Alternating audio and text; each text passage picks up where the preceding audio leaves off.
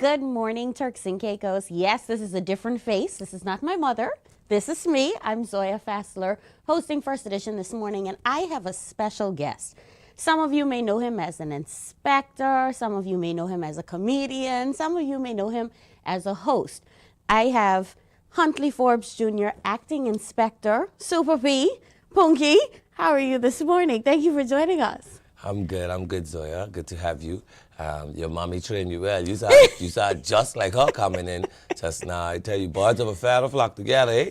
But I feel good. I'm happy to be here. Thanks for having me. Sure. And looking forward to see what we can talk about today. Well, today we're meeting an author. So how does it feel to add that title to your name? Well, on the 22nd of March, it'll feel even better. But for me, it's a big accomplishment. It's and honestly, it's a dream come through. And I've never been so proud of myself in a long time like I am now, to be honest. When you look at your journey so far, police officer, community advocate, and now you're an author, what thread do you think ties all of those roles together?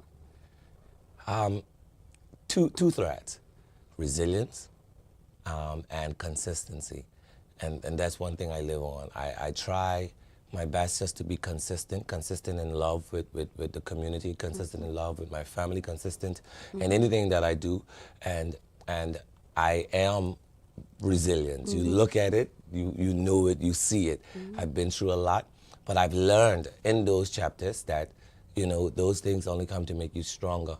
And so my philosophy is, if you can stick it out long enough, things are bound to change and happen for you. So you're a Grand Turk man.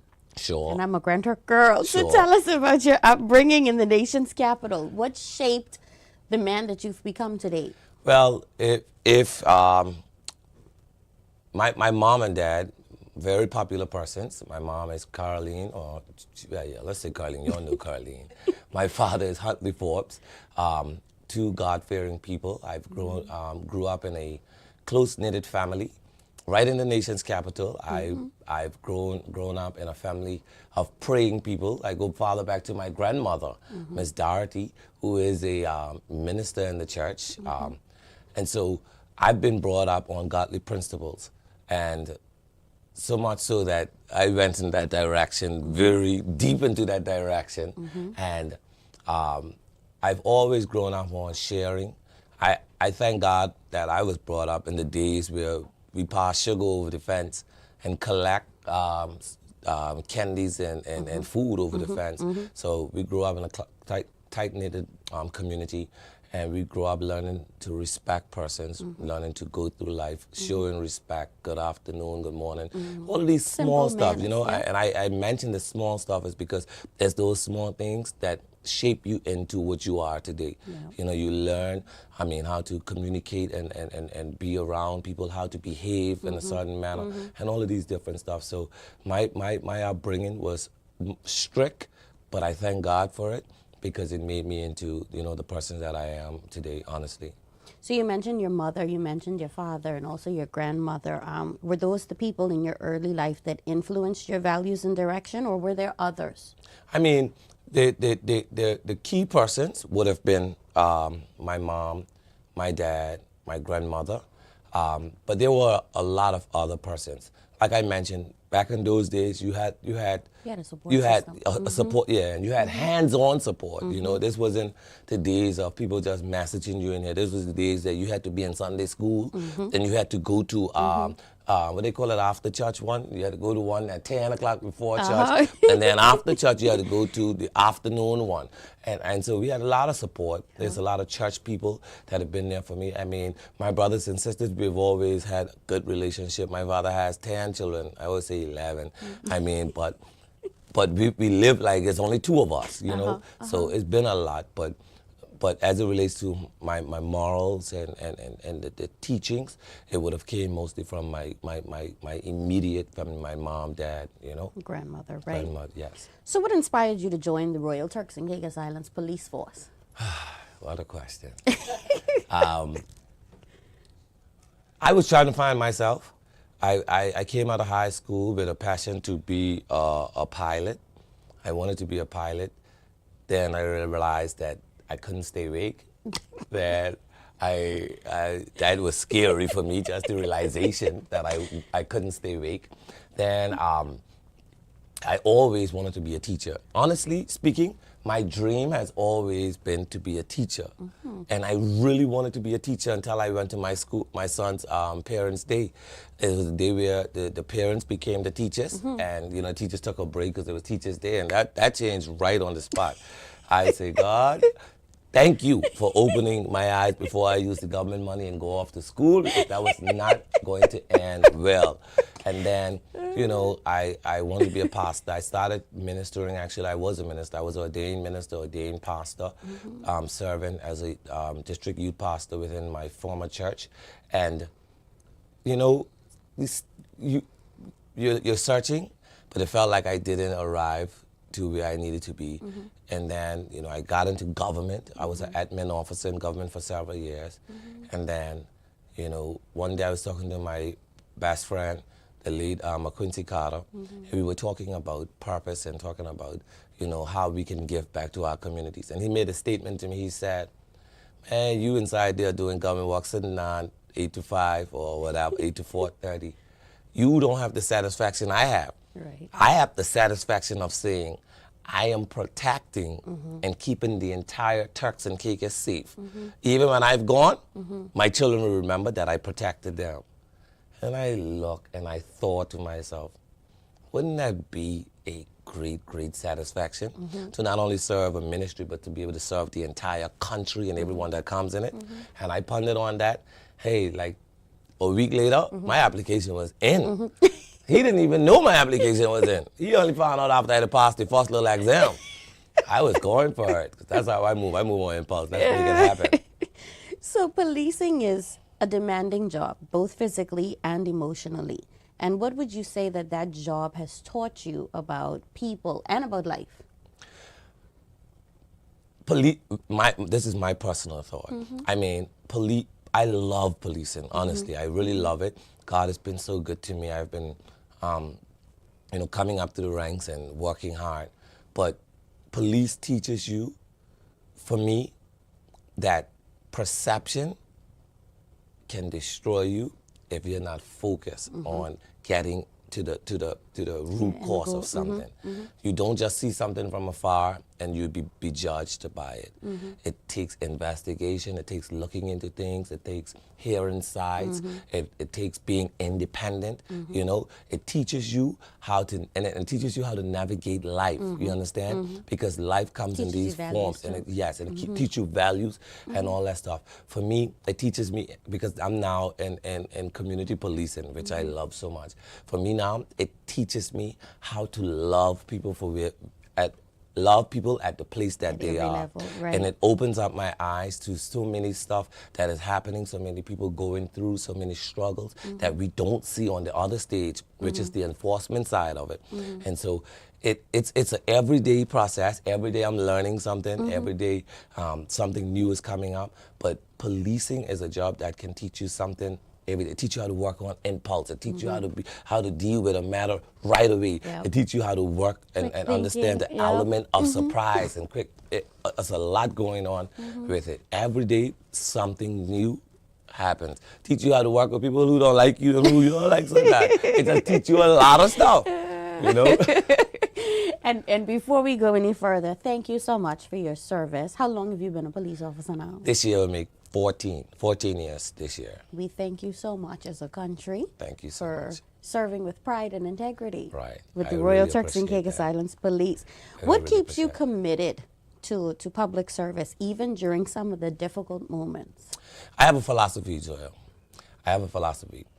And my philosophy is, no matter how hard it gets, no matter how bad it gets, if I don't work to do something now, my children will suffer later. And that's the reality. A lot of people sit back, they just don't care about doing anything because it's not affecting them. But we don't understand how generations operate. If our forefathers didn't fight for us, we wouldn't have this position now.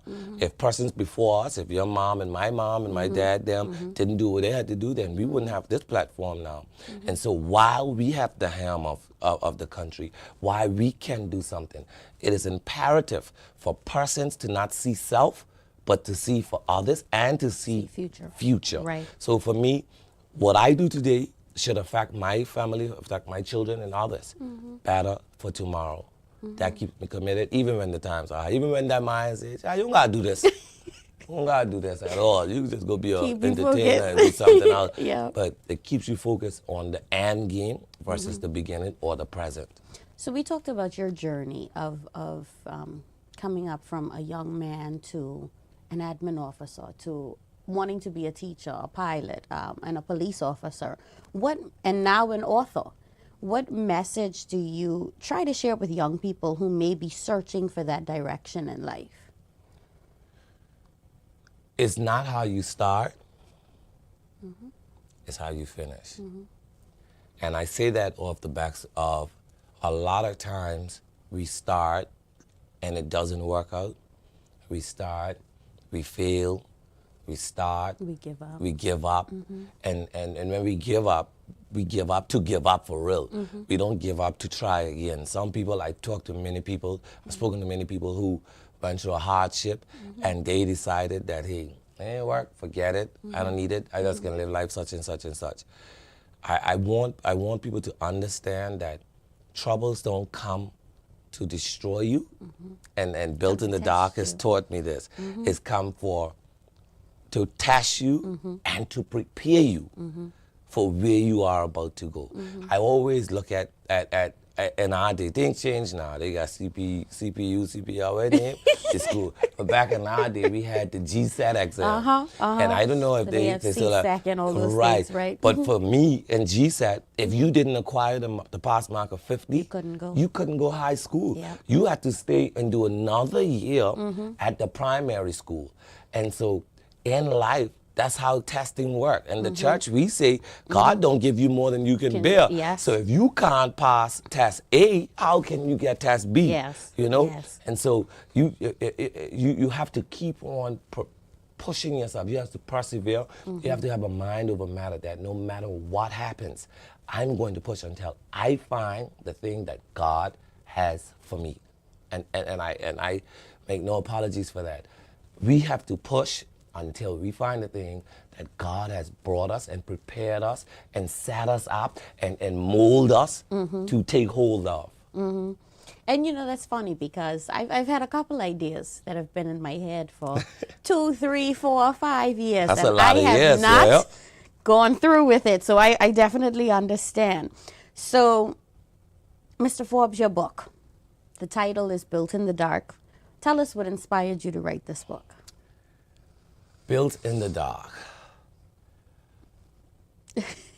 Every time I think of it, what inspired me is the reality. You know, so many people go through so many different things silently. So many people fight battles that they could not even tell the world because they're being judged.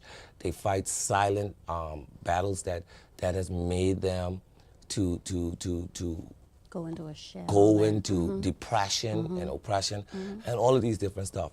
And on the backs of that, Zoya, they go out day by day looking just like us. They smile Fake like it till us. you make it. Right. They smile like us. They walk like Yep. us. They talk like us. Yep. But when they get into their cars, there's a totally different thing happening with Mental them. breakdowns. And I have been there. I've been there. I've been there deep. And life has hit me from every angle. I mean, from the court steps to the family. I mean, I've had it. And so my inspiration for writing Built in the Dark is to encourage persons to know that being in the dark doesn't define who you'll be when the light turn on. But you have to persevere through that period of dark. So when the lights turn on, honey, and that pure gold start to flourish, then you can say, I survived this. Yes. So every book begins with a moment or an idea, right? And what was the moment that made you say, I need to write this? The moment I mean, I've had this idea for a long time, Zoya, but just like I spoke about, a lot of us just sit down like, you know, You give up. I'm You not, how you gonna write a book? I'm not an author. I got hell to talk good. So Charles writing, you know. And I remember praying about it, and I said, you know something, I'm gonna start writing. I'm gonna write, and I asked God, you know, help me to come up with what you would want the people to hear from me, you know. And so I started to write down, but one of the moments that got me, I don't even think this person even remembers that they said this to me. One of my friends said to me, man, I'm so proud of you, you know. You don't even know, man. I've been watching you, and you've been going through you went through so much, and you just come out of this thing like, man, like you were made for this. So you don't know how much you inspire me. You got so much testimony. You should probably write a book. And I say, oh, this is confirmation, you know, that type of thing. And then what I did, I actively started to seek out help in terms of, you know, the publishers and people who can guide me. And I just went for it. I'm like, listen, in 2026, people are going to understand that I have more to give than comedy. And I meant that. I'm not sure if, well, you know, because you're one of my big fans as it relates to my motivation. And I don't know if you've seen it. I'm not taking away from the Super P aspect of comedy and laughter because that's who I am. I can't even change that. Just change the path a Right. little bit. But what I've been doing, I've embarked on and motivating and empowering to people. If you check my TikTok, that's and I just told about you your all. videos are very motivational. I try to do once a week. I send out a motivational video, and because I want to switch gears, because I'm trying to now. Yes, laughter is good, but as I roll out Built in the Dark as well, I'm also trying to speak to persons who are going through stuff, persons who are giving up, and I want really persons trying to to yes, target someone, and I want persons to get hope from me now with laughter, if that's okay. You get humor, but I also, when you look at me, when you hear from me, I want you to get hope as well, because we do need hope in a world that is built to destroy us. Yes. So would you say that your book is based on solely personal experiences, observations from your day-to-day life in policing, or just lessons that you've learned in life on a whole? It's actually A mixture? a mixture of all. It will speak to a lot about what happened with me, how I went through it, how I navigated, how I came out, what worked for me, and it speaks to issues and current stuff that is happening in the world and around us. And then at the end of it is actually a chapter that speaks to ways that you can navigate. So it's a threefold book. I'm telling you, I just hope people enjoy it as much as me. I've read it maybe 5 times, and every time I read it, it's like it's getting new to me. Right. I mean, so it does incorporate 3 aspects of it, you know, me, a lot about me. Because, and I intentionally did that, Zoya, because people see Super P. A lot of people see Super P. They love Super P. But they don't see the internal But they didn't know. aspect, yes. I'll give you something, Zoya, and you'll see it in my book when you read it. Super P actually came out of the dark season. I was punky before I had that life-changing experience in 2008, whatever it was, when I went to the dogs. Every social media, every newspaper, you know the story, you know what went on. And out of that came Super P, not as a way of business, but as a name for survival. Yeah. This ain't no joke, you know, TCI. I was really built in the dark. Super P came out of the dark. Super P was actually a name of survival. I sat down, I say, I need to do something, because if I don't do something now, I'm going to vanish. I can't live like this, things going wrong. And What then am I when you going to have do? all that negativity coming at you, it also makes you feel like, okay, I have to clarify, I have to push myself out there, I have to portray the positive side of myself, you know? And many men, I mean females as well, we struggle to openly talk about experiences, like you mentioned, because we're afraid of being judged. We're afraid of people, you know, getting down on us, right? Did writing this book feel like a release for you, or a personal reflection? I would say a bit of both. I mean, it has been released because I can now say boldly that, hey, I give it all. I spoke about what I needed to speak about, but it's also a personal reflection for me. So yeah, I've been there because the world is set up like that. And let me just say, if I were to go farther, I ain't scared to say it. The Caribbean, the Turks and Caicos, is set up so that people are afraid to testify. The Bible says that you overcome by the word of your testimony, which means testimony is a good thing. It frees the soul. But nature has it now that when people testify, you're marked, you're judged, you're given all these different stuff. And so persons are afraid to do what the Bible has told them to do. And you have to get to that point. For me, going through my situation got me to that point because I've learned that people love you today, but they hate you tomorrow. Today, actually. Yeah, they hate you today. I've learned that the persons who say, I'll never leave you, I got your back, they would turn on you in a second. I've learned that people tie on to people going up because they want to go up too. But when you're going down, they loose you and they parachute outside. Initially say, loose me, let me. Right. So I've learned these things, and so I've developed in myself, and this is just me, and I pray that everybody can develop this someday, somehow, whatever experience life has given you. I've developed in myself that I'm not going to allow people to break me. I mean, I might feel some way, but I'm not going to let persons get me to a point where I feel I have to go into a shell and I feel like, oh my God, I can't say this, I can't say that. Listen to me. Anybody know me, you know me. Super P is Super P. What you see is what you get. And once it reach here, I decipher that for 16 seconds. Once the Lord says it's healthy and good and wise to say, boom, I let it out. If God say, no, Pungi, hold your tongue, I bite my tongue, and I don't let that out. Because you can't put yourself in a shell. That's true. It's so much in us. And then we have to understand that what you go through is not only for you, it's for persons as well. It's for persons to be able to look at Zoya's life, how she navigated, how she came out and used that as their guiding manual. And that's how life works. There is somebody right now, while there may be 100 people hating you right now, there is 50 to 200 people looking and saying, my God, she's so intelligent. I love how she do this. But the difference is they might not come tell you. But because we're a society that is closely pulled to negative, you're gonna hear all the negative things people say first. Who she think she is? You can hear that. You can hardly hear the good. She's so this and the other. But you true. cannot let that define you. You have to be who you need to be in order for the people who are watching your life to navigate can have the right navigation skills. That's true.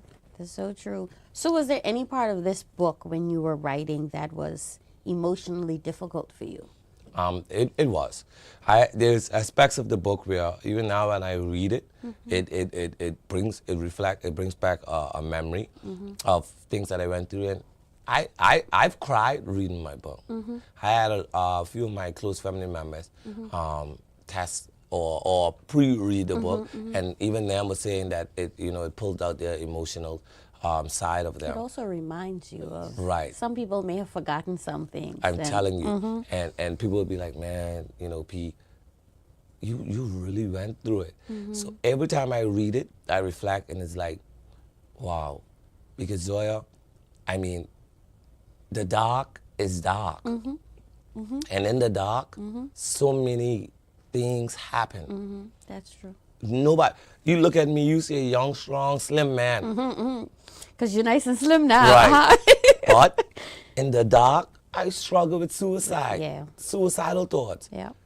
In the dark, my mind said it would be easier to just get yourself out of this and go, because you ain't going to be up living and feeling the pain of what life has given you now. That's so true. In the dark, it's dark, really dark. I talking about not no little lamp on. It's dark in the dark, and you have to hold forth. You have to understand. So every time I think of it and I reflect, I mean, it brings me back to that spot for even if only for a moment, and I have that emotional effect because I'm thinking to myself like, wow, You really made it. I really made it out of this. Writing requires vulnerability. And so did you ever hesitate at any point to share your story publicly?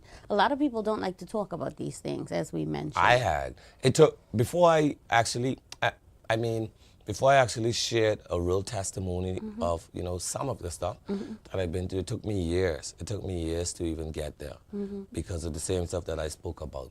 So I did hesitate. And even writing, there were times where I was like, you know something? No. Let's just use this. We ain't going there because of vulnerability. We leaving this one out. We can leave this out. We can work on this. This here is more easier to speak and stuff like that. So it did play a part, but I still found a way to be able to get it out the way that it should get out, if you are. So when was the moment that you realized this book is finished?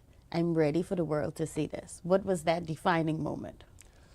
That moment came in October, I think October. So like I had said, you know, I've been working with publishers, I've been working with the proofreaders and all of those different things. And in the world of writing, you know, especially for a person who is not a writer, they have a lot of say. They tell you how they feel. They tell you what to change. Or they make changes, they do all the stuff and stuff. So we've been looking at various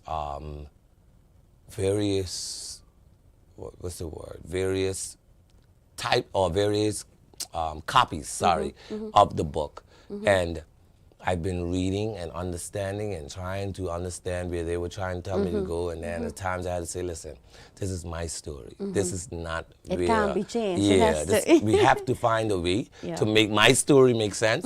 Because, you know, with writing, and you're a writer yourself, they will tell you, well, I don't think this should be here. I think you should move this and put this away. But some of these things need to be said. And it was in October, I think, when we got, they sent me back my latest proof, and I read that thing. And when I read it, I was like, this is it. We have done it. This is it right now. And I wrote back to my publishing, the person that I was dealing directly with. I wrote 3 words. I said, we did it! Exclamation mark, exclamation mark. But she wrote back, she said, really? Because I was stressing the people out. I ain't gonna lie to you. She was like, really?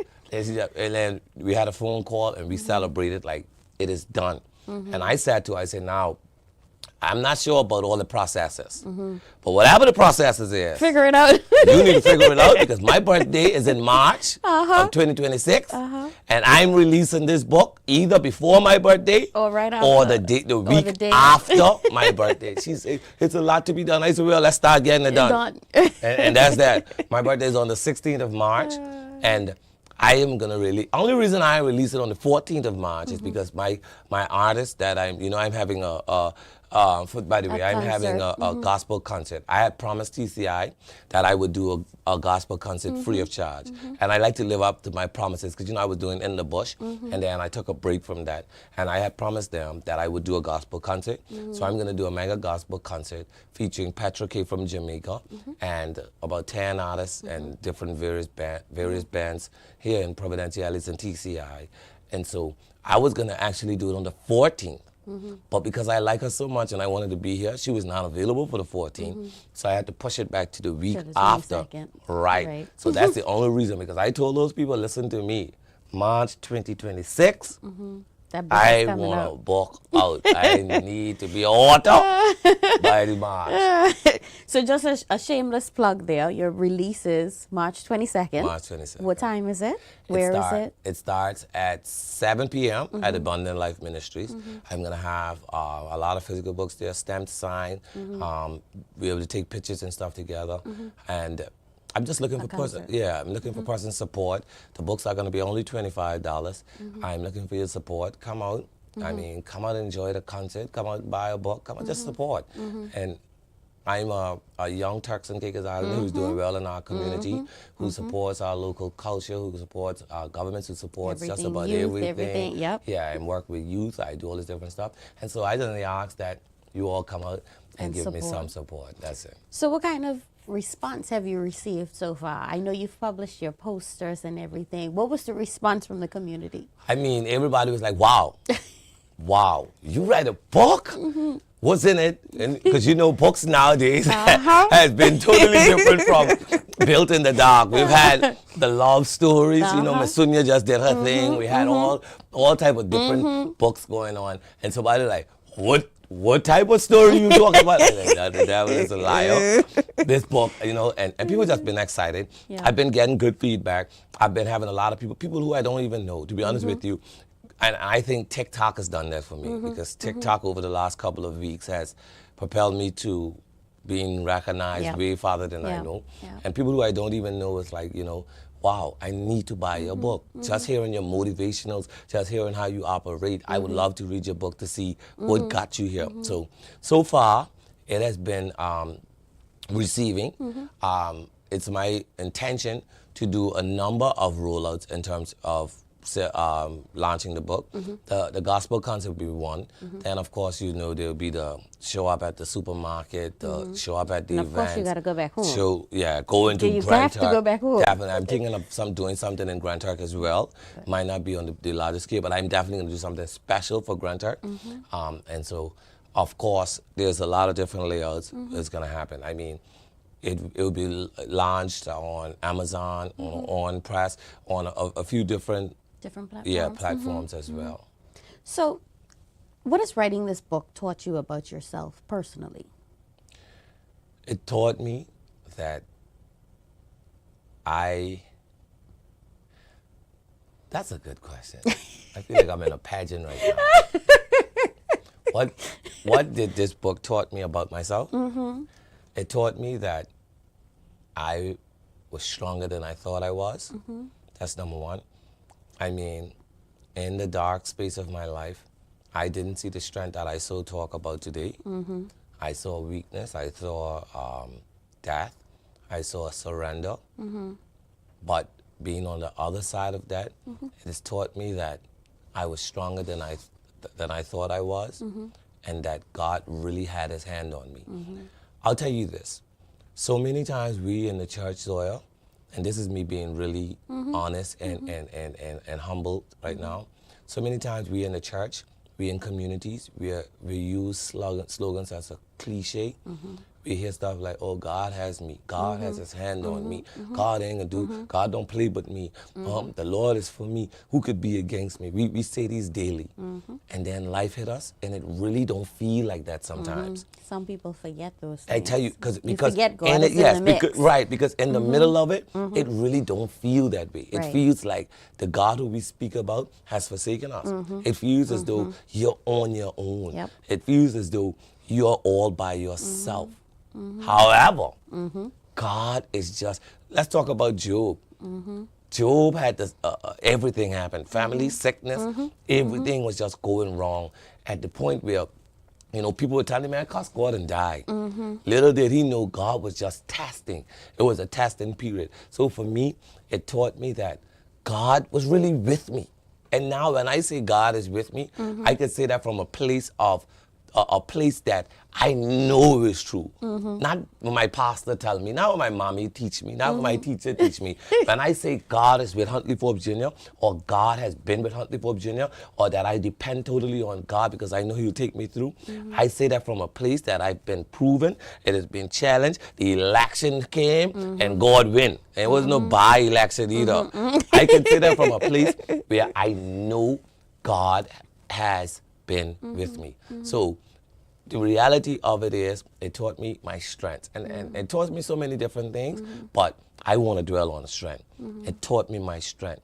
And the reason why I dwell on strength is because I want every person watching this today to understand, no matter how you're feeling right now, no matter what's going on with you, your children, your marriage, your divorce, your son in jail, your daughter sick, your this, that, and the other, there is a God who still cares about you. But you have to fully depend on Him, and then you have to understand that He's never going to bring you that far to leave you, and you got to stay.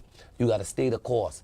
Don't give up, because this same God who did it for me, I promise you, He can do it for you. You know, I as your friend, I've told you. I know what you're going to say. With your motivational videos, I've said, Have you sat down and thought about going back into the church? I know you can say that, because you always say that to me. Let me tell you this. Yes, that's the short answer.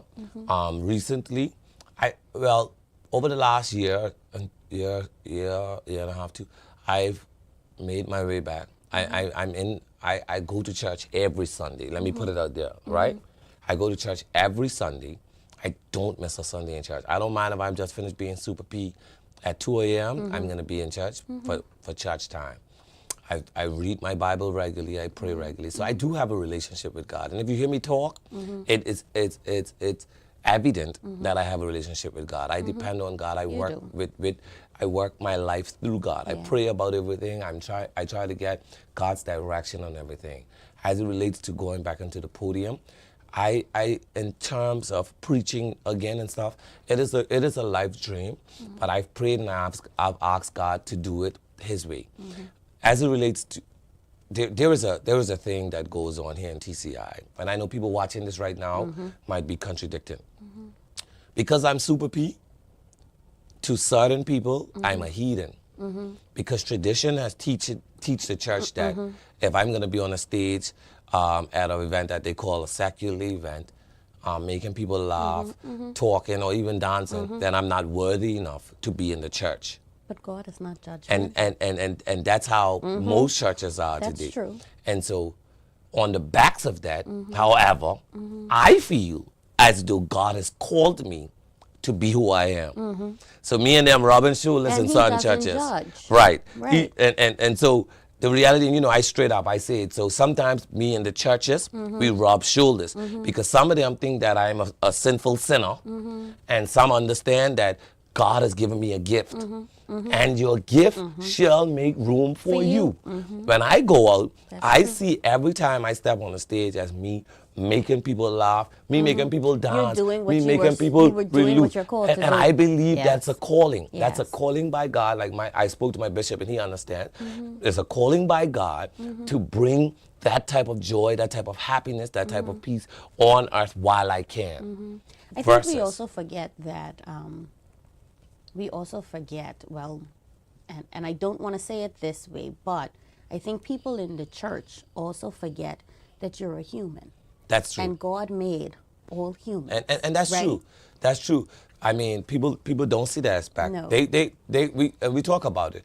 The community, they just go from oh, how you can be Super P and you be in church. And I get that a lot. Oh, you was out being Super P last night. Now you in church playing the piano? Yeah, because God made this. And God made me, and I'm not going to forget God. Yeah. Now, you might think that it's better for me to stay home from church. I don't see it that way. No. I see it that way. If I could get up and I could go out there and use the gifts that God gave me. Yeah. Zoya, this wasn't built by me. Yeah. I can't do this by myself. You really think I could just be Huntley and just go into environments of thousands of people, St. Lucia, America, Jamaica, all these different places, step on a stage in the Bahamas, all about, and have people buy into happiness, buy into laughter, buy into love, and continue to want to think, that ain't me. That's a gift from God. And so while we rub shoulders, I rather be in the church, be at the side of the church until God transition me. I go, I play music in church. Sometimes I sing if I'm invited,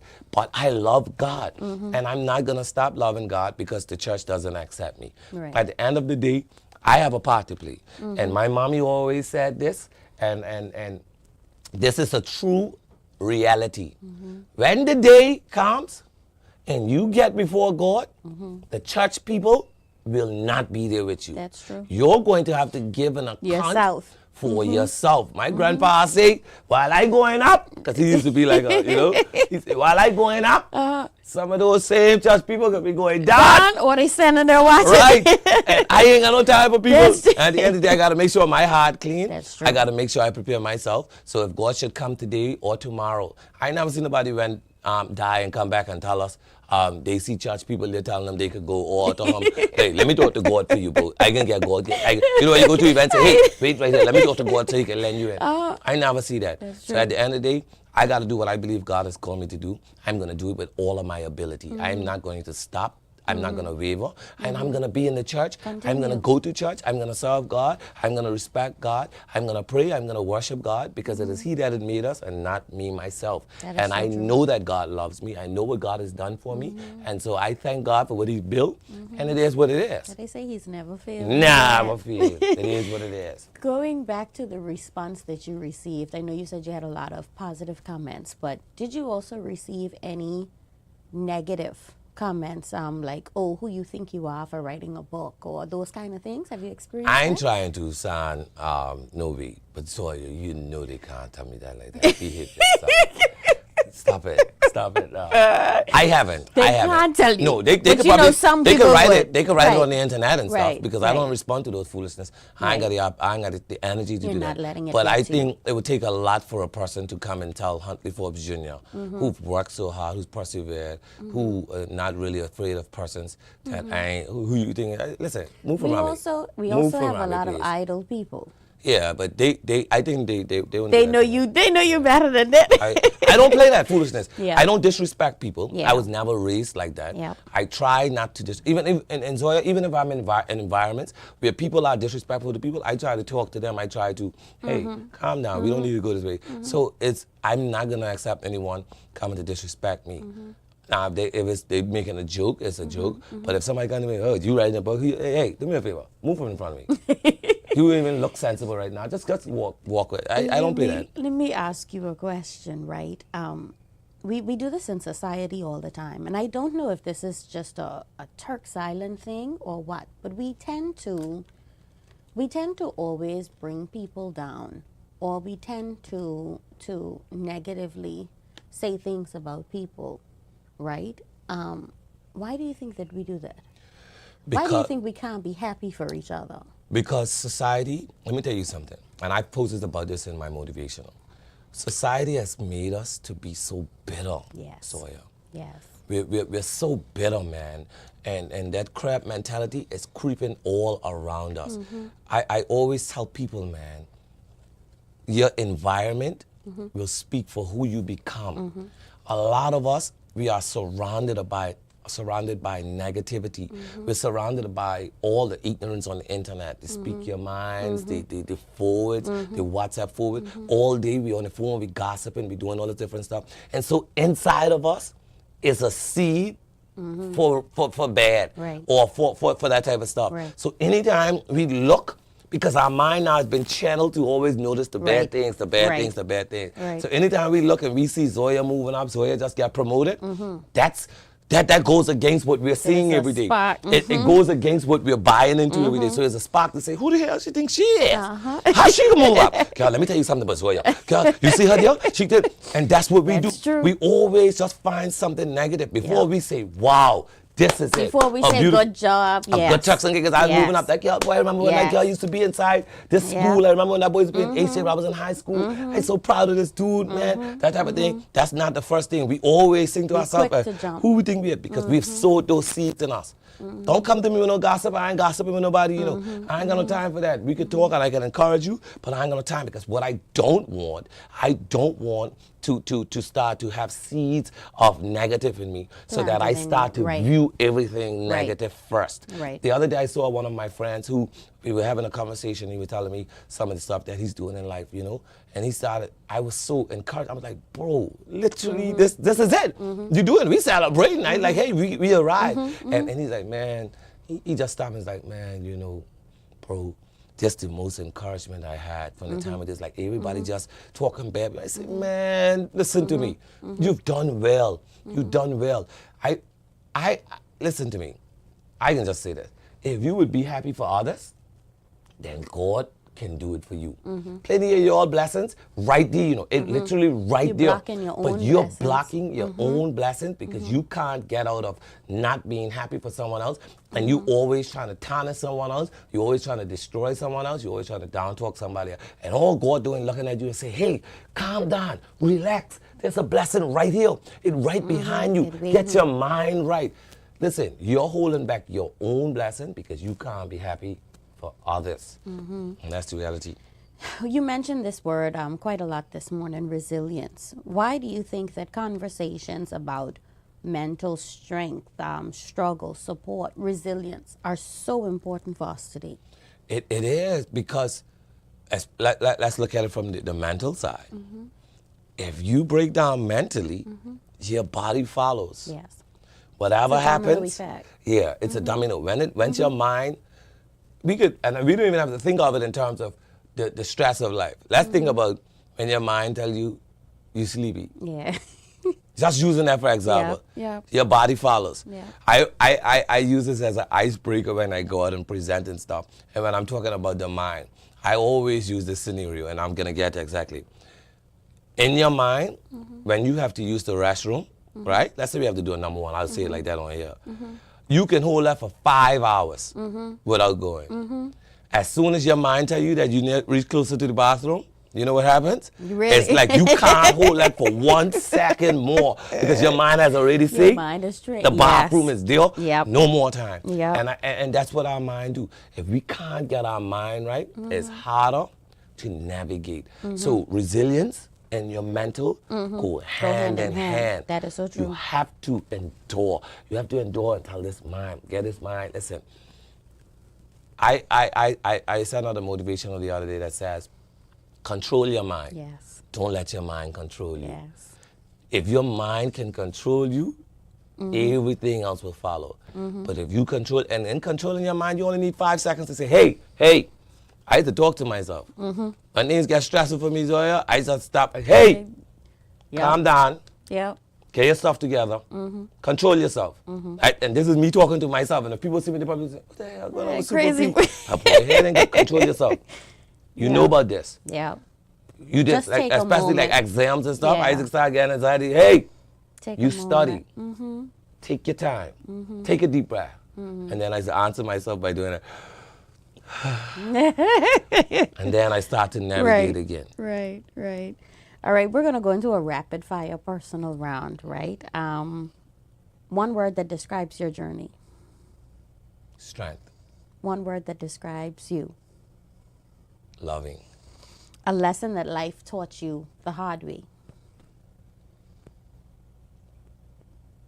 People you thought you could trust, you really can't trust them. Sometimes. What's one thing that not just every young man, but every young person should learn early on in life? Respect. And the person who believed in you most when you didn't even believe in yourself. My mommy. Look, you passed. I'm so proud of you. Do you see yourself writing more books in the future? I love this process. This process is really hard, however. I'm thinking about it. I think I have a lot to offer now. I mean, this book speaks about being built in the dark and a little about coming out of the dark. I mean, over the past few years, I've been, like I said, I've moved up the ranks within the Royal Texas and Cape Islands Police Force. Super P is becoming bigger. I have children. I have 3 beautiful kids. So I'm learning, I'm processing. I have a lot going on. A lot has been shaping me. So in short, I do see myself being able to write a book again. I think I have what it takes to write a book again. And then I can get married again. So that could be That's for another show. Let's not go there. yeah. So we're running out of time, but before we go, when people think about Huntley Forbes Jr., right, what do you want them to remember about you in life? I want them to remember that I'm going to say it in two ways, okay? Let's go with the Bible. I want them to remember that I was young. This the church one. And I am now old. Yet, I've never seen the righteous forsaken or his seed beg for bread. I want you to remember that I was in the valley of the shadow of death, but I've also seen God prepare a table before me in the presence of my enemy. And off the back of that, I want you all to remember that even if you came from small beginnings, humble beginnings, even if your life was hard, even if you didn't have it all together, if you stay the course long enough, God has a way of turning it around. There's a song that says, this world is a cycle. And it really is. Today you may be down, tomorrow you may be up. And off the back of that principle, I want you to understand, and I want you to keep that as you navigate life, because sometimes we forget that we may be up today, but we can be down tomorrow. So that can guide how you treat people, how you carry yourself. But for me, I want you to remember me as a person who stood the test of time, one who had every reason to give up, one who was at the brink of giving up, but one who stayed, and one who got through it, and who now inspires, who now motivates, who now nurtures, who now mentors, and who's not giving up on society, who's not became bitter to society, but who's made the ultimate commitment that I'm going to build society, I'm going to build communities, I'm going to nurture, I'm going to mentor young men, I'm going to guide people, anyone who I have reached, to be a better person, so that their story in the years to come can be way better than my story. And just a generic answer and question, what advice would you give to young people today who may not be sure about what direction they want to go in life, what career path they want to take, what they want to do? What would be your advice to them, having gone through so many trials and tribulations in your life? I always say this to young people when I speak to them. Environments mean a lot. If you're locked into an environment, Zoya, you tend to not be able to see past that environment. And so if your environment is being under the tree every day, all day, doing what we do under the tree all day, every day, then it's hard for you to see outside of that. The first thing you need to do is expand your environment. Be around the things that you like. That's the main, for me, when it comes to speaking to young people, I always ask them, what do you like? Because if I can't find what I want to do, then I need to find what I like. And what I like guides me to what I can do, the potential opportunities. So when I talk to young men, they say stuff like, oh, well, I like computers, or I could fix electrics up, but I never went to school for that. And that's it. That's what you like. Now, if you're in the right environment, the right environment teaches you that you can be an electrician, you can be a computer tech, you can do computer tech, you could do this, you could go this route, you could go that route, you can go to the college, because the right environment says to you, hey, do you know you could even go college for free? Yeah. But in the environment that you were in, you probably didn't even know that. You didn't have You that even have no support. idea. Right. Because only thing you know is dominoes, having a drink type of thing. So now when you get yourself expand your environment, then Zoya says, you know, at the college you could do that for free. You could do a certificate, and then but I ain't gonna degree. You know they got TVAC. Now your mind is being broadened, and then you can finally get on your feet. I know a young man who started TVAC for hair cutting. And I've never been so proud of him. Me and him had a conversation, and I guided him. I put him on, and I said to him, go and do this. He good with his hand. He's already doing round up with a razor and thing for his little friends. Hey, you go to TVAC, and then I think maybe he has a few more months, then he's gonna be a certified barber. You understand? And so if you're watching this, there is opportunity everywhere. Think of what you like. Think of what you love the most, and then contact somebody who can help you. Contact me.